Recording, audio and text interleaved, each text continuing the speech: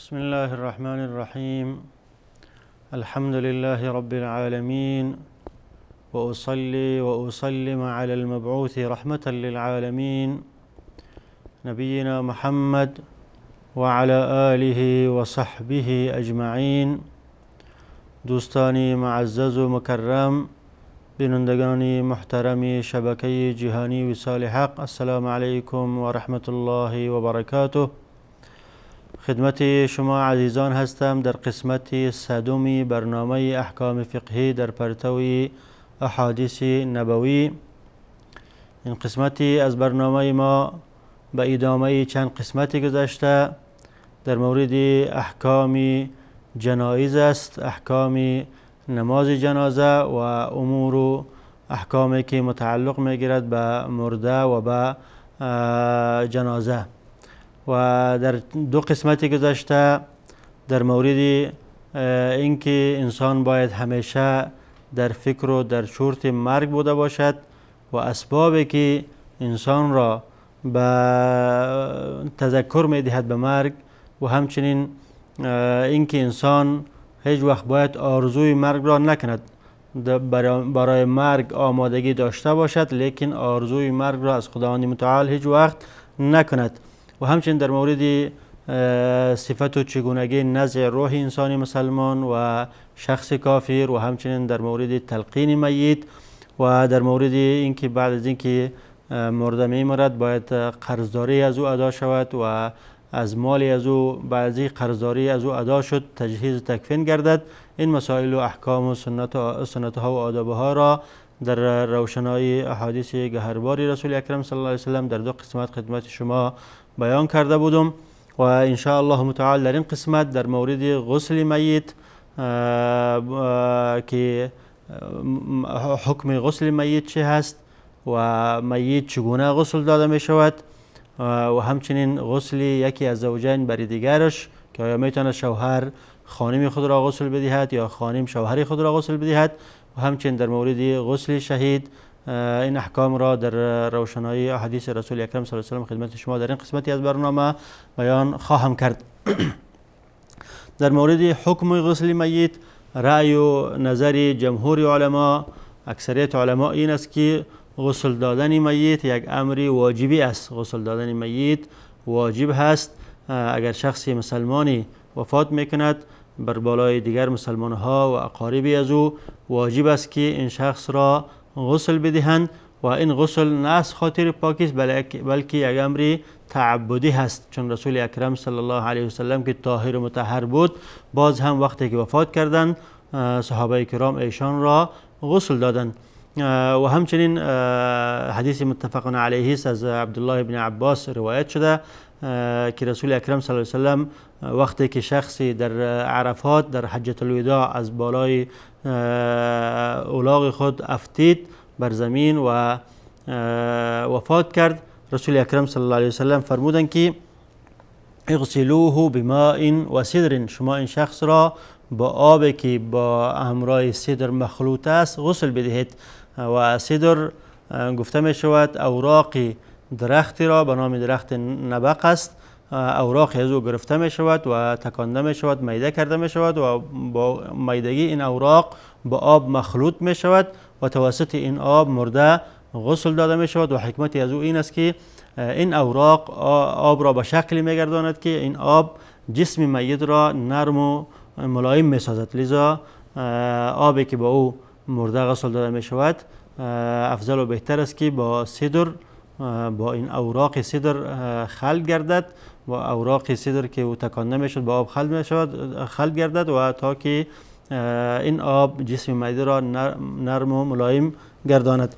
رسول اکرم صلی الله علیه و سلم فرمودند اغسلوه بماء و سدر، شما این شخص را با آبی که با سدر مخلوط است غسل بدهید. و کفنوه فی ثوبیه، و در دو ثوب و کالایی که در جانی ازی هست که او کالای احرام است که در قسمت بالایی و دیگری در قسمت پایانی، با این دو کالا این را کفن کنید، یعنی کفن دیگری در جسم ازی نکنید بلکه همین دو کالای احرامی که در جانش است به جای کفن کفایت میکند. و بعد از فرمودن که ولا تحنتوه ولا تخمروا رأسه، این را حنوت استعمال نکنید، یعنی خوشبویی برای این استعمال نکنید، چون این در احرام مرده و در وقت احرام استعمالی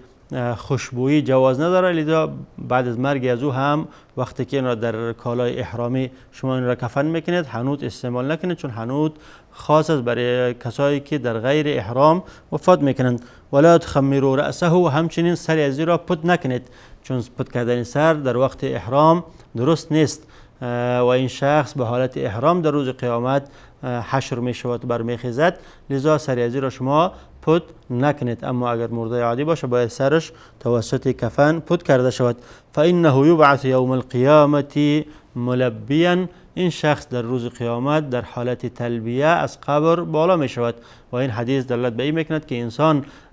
وقتی که در حالت عملی از دنیا می رود، عمل نیکی از دنیا می رود و با این عمل در روز قیامت حشر می شود. شخص احرام بسته است در حالت حج،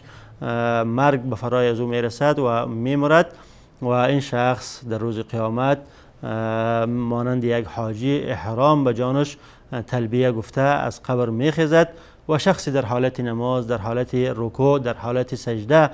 قبض روح می شود، از دنیا می رود. این شخص در روز قیامت به می حالت از قبر می خیزد، سجده کنان و یا رکوع کنان به درگاه الله متعال، و یا هم شخصی در حالت تلاوت قرآن کریم از دنیا می رود. این شخص در روز قیامت با تلاوت با خواندن قرآن کریم حشر می شود و این از جمله علائم حسن خاتمه است برای انسانی مسلمان. و این حدیث هم دلالت به این میکند که غسل دادن میت یک امر واجبی است و این غسل برای تطهیر نیست، بلکه یک امر تعبدی است و او اموری که در غسل تعبدی ادا می شود باید ادا کرده باشد. مثلا کسی غسل جمعه انجام میدهد یا غسل جنابت انجام میدهد، سنت این است که اول وضو کند، جاهای وضوی خود را بشوید و بعد از او بر جسم خود آب بریزد. همچنین غسل دادن میت غسل تعبدی است، اول باید جاهایی که در وضو شسته می شود آن جاها شسته شود و از طرف راست شروع کرده شود و بعد از او دیگر در جسم از او اول از طرف راست بعد از او طرف چپ آب انداخته شود. و این گفتم که رأی جمهور علما است. امام مالک رحمت الله علیه فرمودند که سنت است، واجب نیست، اگر کسی بدون غسل هم تکفین شود اشکالی ندارد، لیکن رأی جمهور علما است که غیر از شهید دیگر همه مرده ها غسل داده می شوند و غسل دادن مرده امری واجبی هست. اما در مورد کیفیت و چگونگی غسل که باید مرده چگونه غسل داده شود، حدیثی از رسول اکرم صلی الله علیه و سلم روایت شده است. از جمله حدیثی است که حدیث متفق علیه است از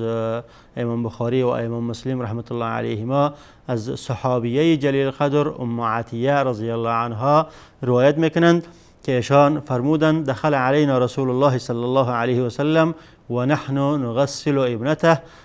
وقتی که دختر رسول اکرم صلی الله علیه و سلم وفات کردند و ما ایشان را غسل میدادیم، رسول اکرم صلی الله علیه و سلم وارد آنجایی شدند که ما آنها را غسل میدادیم و در اینجا ذکری از این دختر رسول اکرم صلی الله علیه و سلم نآمده که کدامش بوده، لیکن قول عده از علما یا بعضی روایات دلالت به این میکند که این حضرت زینب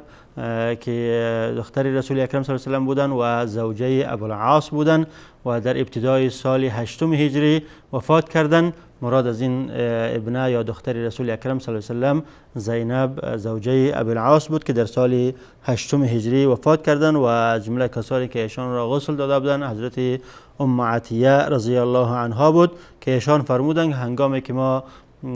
حضرت زینب یا دختر رسول اکرم صلی الله علیه و سلم غسل میدادیم، رسول اکرم صلی الله علیه و سلم وارد شد و فرمودند اغسلنها ثلاثا او خمسا او اکثر من ذلك ان رأیتن ذلك، شما این را 3 بار غسل بدهید یا 5 بار یا بیشتر از 5 بار اگر شما لزوم دیدید. و این دلالت به این میکند که غسل دادن اقلا باید 3 بار بوده باشد و اگر از لزوم دید از این بیشتر باشد اشکالی ندارد که 5 بار غسل داده شود یا 7 بار که لیکن ویتر بوده باشد، به شکل ویتری یا طاقی بوده باشد. و عده از علما رأیشان این است که این 3 بار و 5 بار امر مستحبی و سنت است، اما واجب به 1 بار ادا می شود. اگر 1 بار میت غسل داده شود واجب ادا می شود، لیکن افضل و بهتر است که 3 بار یا 5 بار غسل داده شود و اگر لزوم دید از این بیشتر هم بوده باشد اشکالی ندارد، به شرطی که به شکل ویتری یا تاقی بوده باشد، یعنی 3 بار یا 5 بار و یا 7 بار. بعد از رسول اکرم صلی الله علیه و سلم فرمودند بماء و سدر، این غسل شما با آبی بوده باشد که مخلوط به سدر باشد. و گفتیم که سدر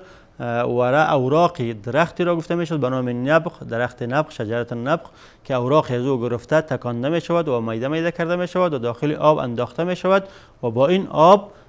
مرده غسل داده می شود. و جعلنا فی الاخیرة کافورا، رسول اکرم صلی الله علیه و سلم فرمودند که در غسل آخری شما کافور را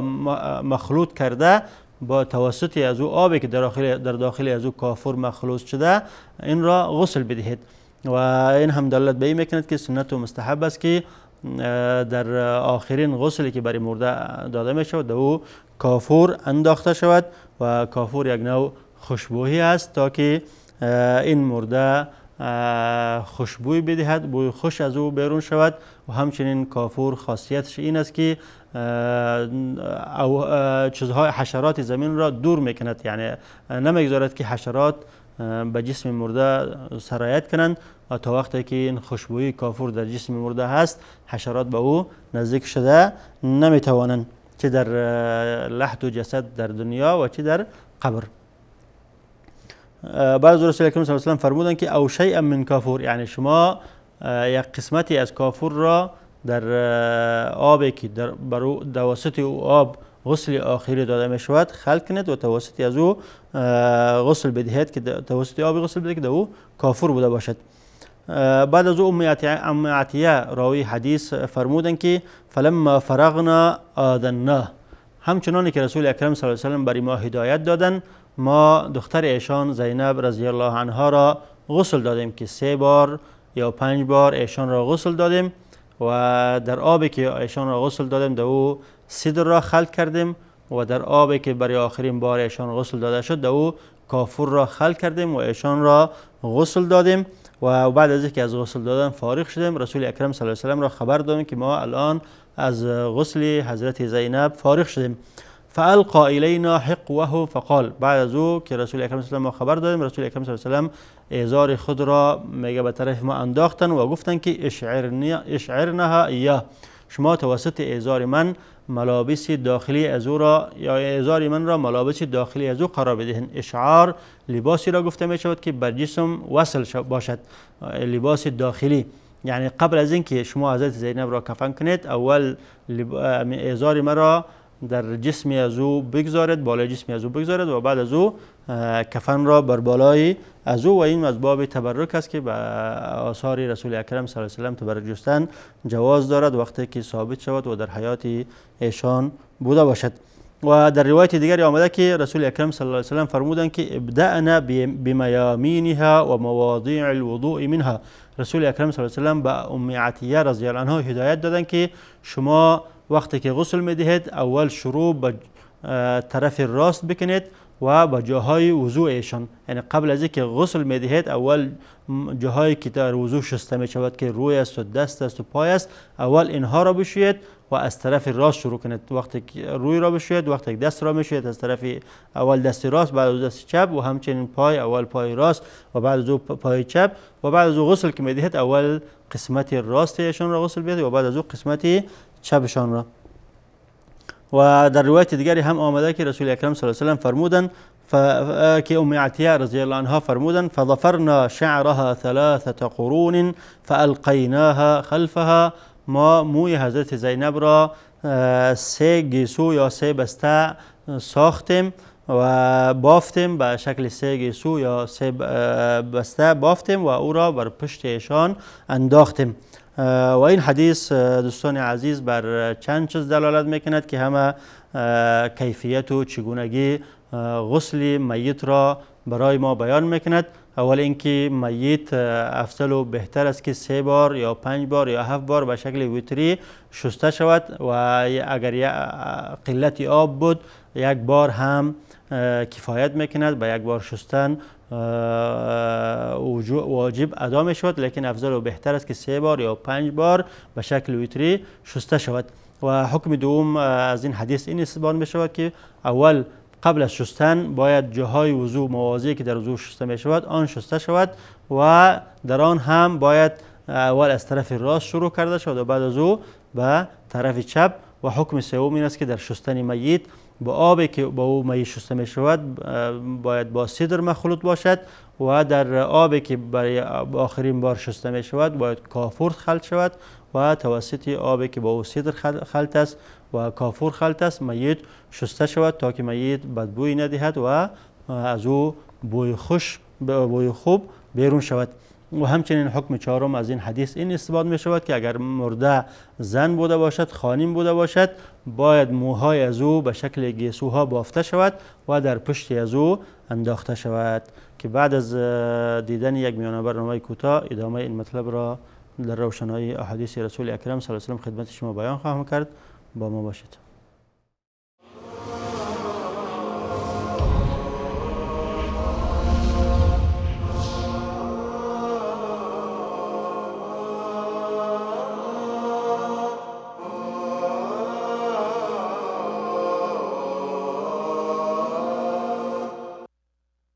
هدي الحبيب يقودني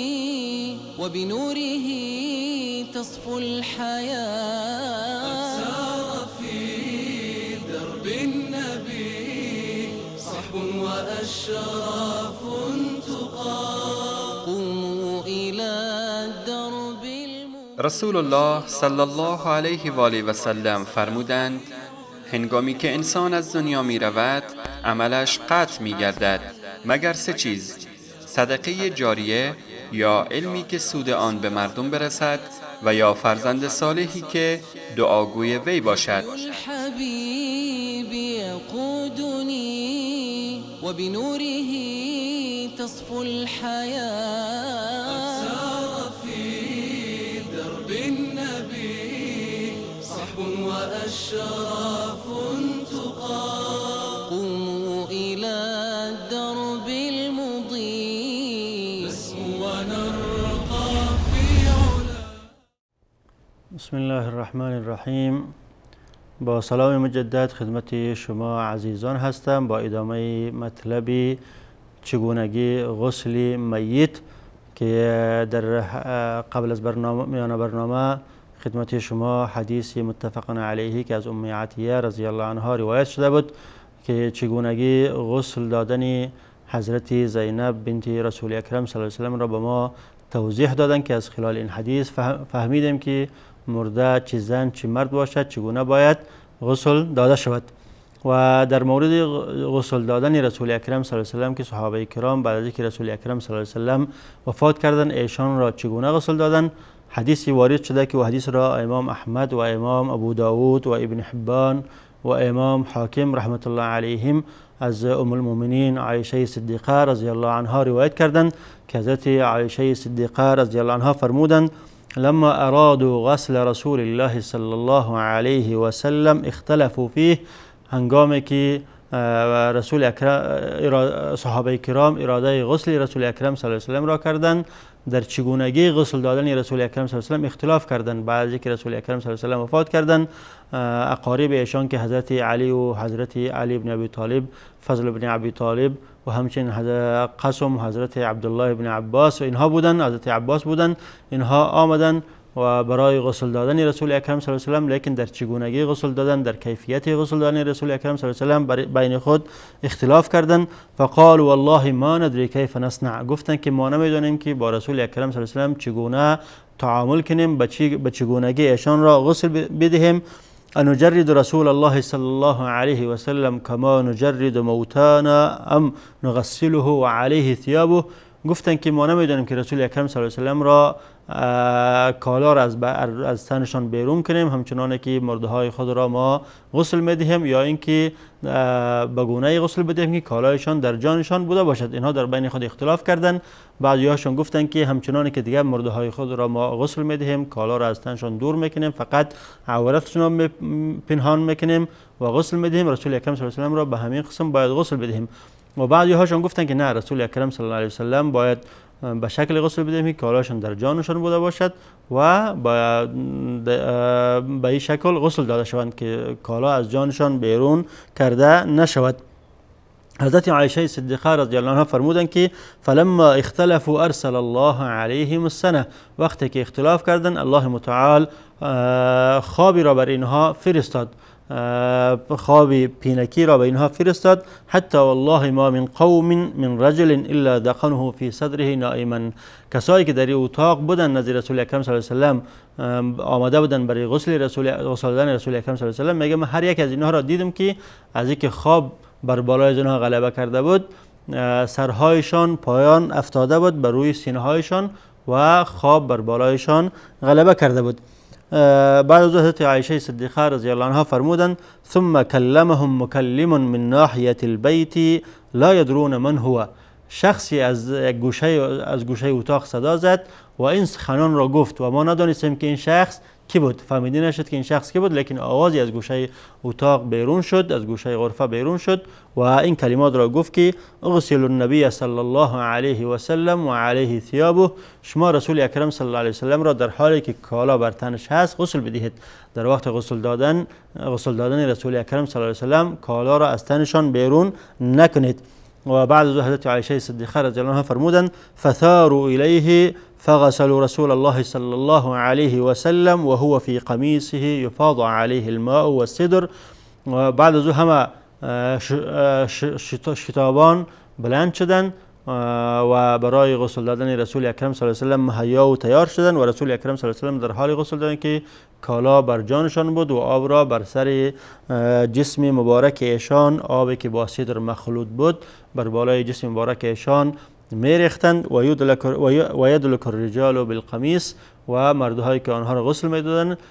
توسط کالا که در جانشان بود بعد از بالای کالا از داخلی از زیر کالا جسم مبارک ایشان را میشقیدند، لیکن کالا را از جانشان بیرون نکردند. و در روایت دیگر در نزد ابن حبان آمده که حضرت عایشه صدیقه رضی الله عنها فرمودند فکان الذی اجلسه فی حجره علی ابن ابی طالب، شخصی که رسول اکرم صلی الله علیه و سلم را بلند کردند و در آغوش خود گرفتند برای غسل دادن او کی بود؟ حضرت علی ابن ابی طالب بود. و همچنین در روایت حاکم آمده که غسل النبی صلی الله علیه و سلم علی و علی یده خرقه، کسی که رسول اکرم صلی الله علیه و سلم غسل داد و حضرت علی ابن ابی طالب بود و در دستشان خرقه و پارچه را گرفته بودند. فادخل یده تحت القمیص فغسله والقمیص علیه، حضرت علی رضی الله عنه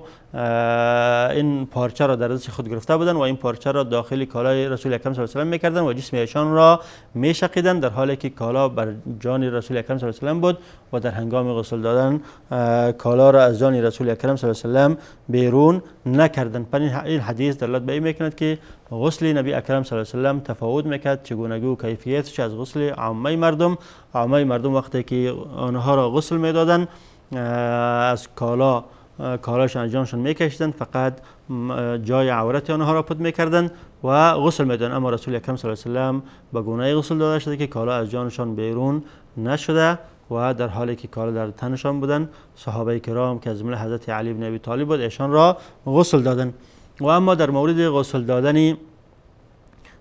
یکی از زوجین دیگر را، اگر شوهری میمرد آیا میتواند که خانمی از او زنی از او را غسل بدهد، یا اگر خانمی وفات میکند آیا میتواند که شوهری از او را غسل بدهد؟ رأی جمهور علما، اکثر علما، بیشتر علما، علمای مالکی و علمای شافعی و علمای حنابله و علمای اهل حدیث اکثرا رأیشان این است که این امر جواز داره و این امر متفق علیه تقریبا در بین صحابه کرام بوده و از رسول اکرم صلی الله علیه و سلم قولا ثابت شده و همچنین از صحابه کرام ثابت شده که وصیت هم کرده بودن و عملا این کار را هم انجام دادن، لذا این جواز داره و هیچ اشکالی نداره، الا اینکه علمای احناف رحمت الله علیهم رأیشان این است که وقتی که یکی از زوجین میمیرد، شوهر میمیرد یا خانم میمیرد، علاقه زوجیت در بین از اینها قطع می شود و اینها به یکدیگر نامحرم می شوند، لذا غسل دادن یکی از اینها دیگر را جواز ندارد. اما احادیثی از رسول اکرم صلی الله علیه و آله و اصحاب کرام ثابت شده است که این امر یک امر معمول به در زمان صحابه کرام بوده و این امری است که صحابه کرام این را تطبیق کردن و وصیت هم کردن و جواز دارد. جمله این حدیث است که امام احمد و امام ابن ماجه و ابن حبان رحمت الله علیهم از ام المؤمنین عایشه صدیقه رضی الله عنها روایت میکنند که رسول اکرم صلی الله علیه و آله برای حضرت عایشه صدیقه رضی الله عنها فرمودند لو مت قبلی لغسلتکی، اگر تو قبل از من مردی من تو را غسل میدهم. و این دلالت به این میکند که غسل دادن مرد خانم خود را بعد از اینکه وفات میکند خانمش اشکالی ندارد. و در روایت های دیگری هم مفصل این حدیث ذکر شده که رسول اکرم صلی الله علیه و آله یک روزی به خاطر تشییع جنازه به بقیع رفته بودند، بعد از جنازه را خواندن به خاطر تشییع جنازه دفن از او به بقیع رفتن و وقتی که از بقیع برگشتن به خانه حضرت عایشه صدیقه رضی الله عنها سردرد بود، سرشان درد میکرد و گفتن که وار اسا، یعنی وای بر سر من که سر من درد میکند. و حضرت رسول اکرم صلی الله علیه و آله فرمودند که بل انا وار اسا، بلکه من هم سردرد هستم، من هم سرم درد میکند. و بعد از او رسول اکرم صلی الله علیه و آله به حضرت عایشه صدیقه رضی الله عنها فرمودند ما ضرك لو مت قبلي لغسلتك وكفنتك ثم صليت عليك ودفنتك، یعنی تو چی ضرری بر تو میرسد و چی نقصانی میبینی که اگر قبل از من مردی برای تو این میزه و این خصوصیت این ویژگی حاصل میشود که ما که پیغمبر هستم، که پیغمبر خدا تو را غسل میدهد و کفن میکند و بر تو نماز میخواند و تو را دفن میکنه، که من وقتی که قبل از من تو وفات کردی من تو را خودم غسل میدهم و خودم تو را کفن میکنم و بر بالای تو نماز میخوانم و تو را دفن میکنم و میزه و خاصیت دیگه از این بالا یا درجه از این بالا چی است که تو او را از دنیا ببری و این بهترین درجه است که اگر پیش روی ما وفات کردی من تو را غسل بدهم و کفن کنم و تجهیز کنم و بر بالای تو نماز بخوانم. و این هم دلالت به این میکند که این امر جواز دارد و اشکالی ندارد. و همچنین امام دارقطنی رحمت الله علیه از اسماء بنت عمیس که زوجه حضرت ابوبکر صدیق رضی الله عنه بود روایت کردند که ان فاطمه اوصت ان یغسلها علی، حضرت فاطمه زهرا رضی الله عنها هنگامی که مریض شدند و حضرت اسماء بنت عمیس زوجه حضرت ابوبکر پرستار و بیماردار آنها بود و آنها به حضرت اسماء وصیت کردند که هنگامی که وفات کردند شوهرشان حضرت علی ایشان را غسل بدهد. و همچنین امام بیهقی رحمت الله علیه روایت میکند که ان ابابکر رضی الله عنه اوصى امرأته اسماء بنت عمیس ان تغسله، و حضرت ابوبکر هنگامی که مریض شدن وصیت کردند که خانمشان اسماء بنت عمیس ایشان را غسل بدهند. این عکس حدیث سابق است. حدیث سابق حضرت فاطمه که خانم حضرت علی بودند وصیت کردند که حضرت علی ایشان را غسل بدهند و در اینجا عکسش که حضرت ابوبکر وقتی که مریض شدن ایشان وصیت کردند که خانمشان اسماء بنت عمیس ایشان را غسل بدهند و بالفعل این کار را کردند و بعد وفاتشان حضرت اسماء بنت عمیس حضرت ابوبکر را غسل دادند و چون به تنهاییشان این کار را از عهده این کار برآمده نمیتونستند لذا به حضرت عبدالرحمن بن عوف استعانت کردند و با کمک حضرت عبدالرحمن بن عوف حضرت ابوبکر صدیق رضی الله عنه را غسل دادند. و همچنین امام ابو داود و رحمت الله علیه از حضرت عایشه صدیقه رضی الله عنها روایت میکند که ایشان در حدیث طولانی که قصه غسل رسول اکرم صلی الله علیه و آله را بیان میکنند در آخر حدیث فرمودند که لو استقبلت من امری ما استدبرت ما غسل رسول الله صلی الله علیه و آله الا نساؤه. حضرت رسول اکرم صلی الله علیه و آله را حضرت علی و حضرت فضل بن ابو طالب و همچنین حضرت عباس رضی الله عنه غسل داده بودند و حضرت عایشه گفتند که اگر دوباره این کار تکرار میشد رسول اکرم صلی الله علیه و آله را جز خانم‌هایش کسی دیگری غسل نمیداد. لیکن این امر الان فوت شد. اگر فوت نمیشد پیش ما خودمان حضرت رسول اکرم صلی الله علیه و آله را غسل میدادیم. پس این دلالت به این میکنه که این امر یک امر مشروع بوده و امر مألوف و عادت بوده در بین صحابه کرام و این امر واقع شده و هیچ اشکالی ندارد. اما اینکه اگر خانمی در بین مردها وفات میکند یا مردی در بین خانم ها وفات میکند، یک مجموعه از خانم ها در سفر هستند، در بینشون فقط یک مرد است و در بین این خانم ها این مرد وفات میکند و در بین خانم ها مثلا خانمی از این مرد نیست، مثلا خواهرش است یا مادرش است یا دیگر خویش و اقاربش است یا بیگانگان هستند لیکن خانمش نیست، یا اینکه مجموعه از مردها است که در بین اینها فقط یک خانم است که در بین این مردها شوهری از این نیست، مثلا پدرش است، برادرش است، دیگر اقاربش است و بیگانه هاست، در بین این مردها وفات میکنه، این چگونه غسل داده شود؟ رأی جمهور علما، اکثر علما این است که در این صورت این شخص مانند کسی است که آب را پیدا نمیکند و بدیل آب تیمم را قرار میدهد و لذا این شخص تیمم داده می شود و غسل داده نمی شود، چون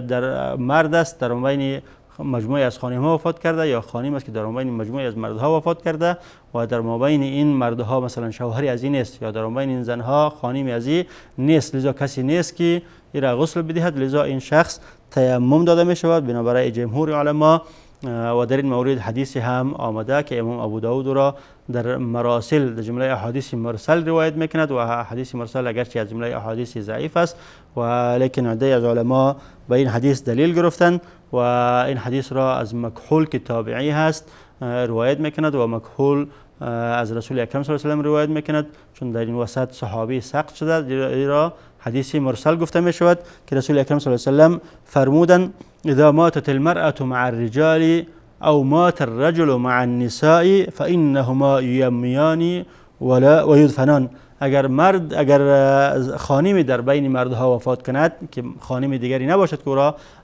غسل بدهد، یا مردی در بین خانم ها وفات کنند مرد دیگری نباشد که او را غسل بدهد، در او صورت این دو شخص تیمم داده می شوند به جای غسل و دفن کرده می شوند. و در اینجا چون وقت برنامه ما به پایان رسیده است و ادامه این مطلب را در روشنایی احادیث گهرباری رسول اکرم صلی الله علیه و آله در قسمت آینده خدمت شما بیان خواهم کرد. تا به وقت الله حافظ و نگهبانتان. السلام علیکم و رحمت الله و برکاته.